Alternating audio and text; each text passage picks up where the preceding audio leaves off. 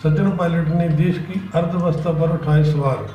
राजस्थान के पूर्व उप मुख्यमंत्री सचिन पायलट ने देश की आर्थिक हालत पर चिंता जताते हुए कहा है कि केंद्र सरकार के पास अर्थव्यवस्था को फिर से पटरी पर लाने के लिए कोई खाका तैयार नहीं है। पायलट ने जहां संवाददाताओं से कहा, मैं बहुत चिंतित हूं। सबको मालूम है कि अर्थव्यवस्था में गिरावट तो हो रही है, लेकिन चिंता मुझे इस बात की है कि गिरावट रुकने के बाद एक अर्थव्यवस्था को पुनर्जीवन करने के लिए केंद्र सरकार के पास कोई रोड मैप तैयार नहीं है। उन्होंने कहा है कि अभी तक सिर्फ घोषणाएं हो रही है। इतने महीने निकल गए, प्रोत्साहन की घोषणाएं वित्त मंत्री ने की, लेकिन धरातल पर छोटे उद्योगपतियों को, कारखाने चलाने वालों को, मध्य वर्ग और वेतनभोगी श्रेणी के लोगों को आर्थिक मदद नहीं पहुंच रही है। उन्होंने कहा है कि सकल घरेलू उत्पाद यानी जीडीपी के आंकड़े बहुत चुकाने वाले हैं, लेकिन इसके भविष्य की जो कार्य योजनाएं हैं उसके बारे में केंद्र सरकार को ना तो चिंता है और ना ही उसने कोई ठोस नीति अभी तक बनाई है। दिल्ली में हुए दंगों में प्रभावित लोगों को मुआवजा देने के आवेदन खारिज, वक्फ बोर्ड की रिपोर्ट पेश करने को निर्देश। विधानसभा की अल्पसंख्यक कल्याण समिति ने बुधवार को अपनी एक बैठक में वक्फ बोर्ड को उत्तर पूर्वी दिल्ली में हुए दंगों के संबंध में दाखिल मुआवजा आवेदन खारिज होने के कारणों के बारे में जानकारी इकट्ठा करने का निर्देश दिया।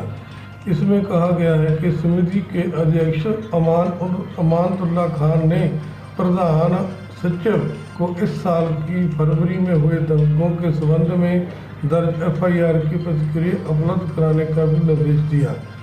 बयान में कहा गया है कि अधिकारियों ने समिति को बताया कि जिन पीड़ितों को जानकारी सही पाई गई उन्हें मुआवजा दिया गया, लेकिन बड़ी संख्या में आवेदनों को खारिज किया गया। दिल्ली वक्फ बोर्ड के CEO को इसके कारणों के बारे में जानकारी इकट्ठा करने के लिए निर्देश किया गया। समिति ने यह भी उल्लेख किया है कि प्रभावित व्यक्तियों को कुछ हजार रुपये का मुआवजा दिया गया, जबकि सांप्रदायिक हिंसा में इन्हें भारी नुकसान हुआ था। इसमें कहा गया कि दिल्ली अल्पसंख्यक आयोग के अध्यक्ष जाकिर खान को ऐसे मामलों का सर्वेक्षण करने का निर्देश दिया गया। हाल ही में ओखला में विधायक खान ने कहा था कि दिल्ली सरकार के अधिकारियों ने समिति के सदस्यों को बताया कि इस साल फरवरी में हुए दंगों में 53 लोगों की जान गई थी और अब तक 47 मामलों में 6.32 करोड़ रुपए का मुआवजा दिया जा चुका है। खान के कार्यालय से जारी एक बयान के अनुसार अधिकारियों ने समिति को बताया कि कुल 370 लोग घायल हुए थे, जिनमें से 244 को 1.44 करोड़ रुपए का मुआवजा दिया गया है। कुल 1,327 करोड़ का नुकसान पहुँचाया गया था और 552 मामलों में 7.30 करोड़ रुपए का मुआवजा दिया गया। सुरक्षा परिषद में भारतीयों को प्रतिबंधित सूची में डलवाने की पाक की कोशिश नाकाम। संयुक्त राष्ट्र सुरक्षा परिषद ने 1267 अल-कायदा प्रतिबंध समिति के तहत 4 भारतीयों को सूचीबद्ध कराने के पाकिस्तान के कदम को नाकाम कर दिया है। इस पर भारत ने कहा कि आतंकवाद को लेकर संयुक्त राष्ट्र की प्रक्रिया का राजनीतिकरण करने की इस्लामाबाद की कोशिश नाकाम हो गई है। पाकिस्तान ने संयुक्त राष्ट्र की 1267 अल-कायदा प्रतिबंध समिति के तहत प्रतिबंधित सूची में शामिल करने के लिए अंगारा अपाची, गोविंद पटनायक, अजय मिस्त्री और विनु माधव डोगरा का नाम दिया था। बहरहाल परिषद में अमेरिका, ब्रिटेन, फ्रांस, जर्मनी और बेल्जियम ने इस कदम को कमजोर कर दिया, जिससे पाकिस्तान की ये कोशिश नाकाम हो गई। संयुक्त राष्ट्र में भारत के स्थायी प्रतिनिधि राजदूत TS त्रिमूर्ति ने बुधवार को ट्वीट किया, आतंकवाद पर 1267 विशेष प्रतिक्रिया को धार्मिक रंग देकर इसका राजनीतिकरण करने की पाकिस्तान की कोशिश संयुक्त राष्ट्र सुरक्षा परिषद में नाकाम हो गई। हम परिषद के उन सभी सदस्यों का आभार व्यक्त करते हैं जिन्होंने पाकिस्तान के इस प्रयास को कमजोर किया है। प्रधानमंत्री नरेंद्र मोदी 26 सितंबर को संयुक्त राष्ट्र महासभा को संबोधित कर सकते हैं। उच्च भारतीय बैठक के लिए वैश्विक निकाय द्वारा जारी की गई व्यक्तियों की तत्कालीन सूची में ये जानकारी सामने आई है।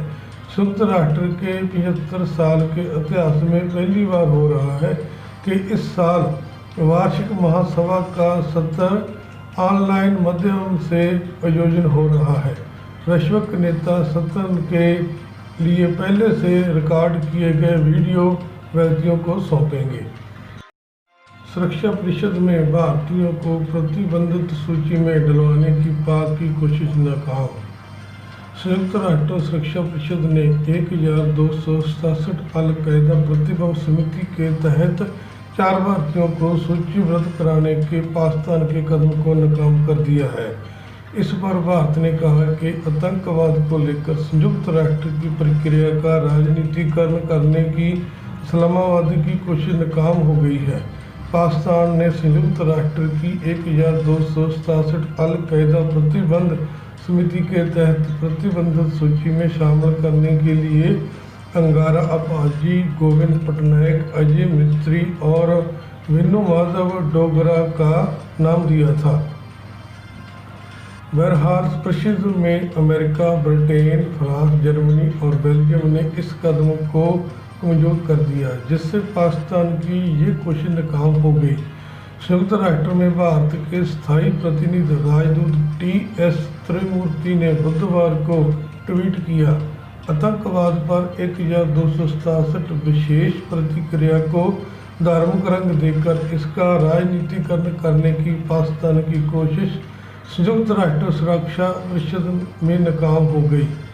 हम परिषद के उन सभी सदस्यों का आभार व्यक्त करते हैं जिन्होंने पाकिस्तान के इस प्रयास को कमजोर किया है। प्रधानमंत्री नरेंद्र मोदी 26 सितंबर को संयुक्त राष्ट्र महासभा को संबोधित कर सकते हैं। उच्च भारतीय बैठक के लिए वैश्विक निकाय द्वारा जारी की गई व्यक्तियों की तत्कालीन सूची में ये जानकारी सामने आई है। संयुक्त राष्ट्र के 75 साल के इतिहास में पहली बार हो रहा है कि इस साल वार्षिक महासभा का सत्र ऑनलाइन माध्यम से आयोजन हो रहा है। वैश्विक नेता सत्र के लिए पहले से रिकॉर्ड किए गए वीडियो व्यक्तियों को सौंपेंगे। आंध्र प्रदेश के मुख्यमंत्री जगन मोहन रेड्डी ने एम्बुलेंस के लिए रोका अपना काफिला।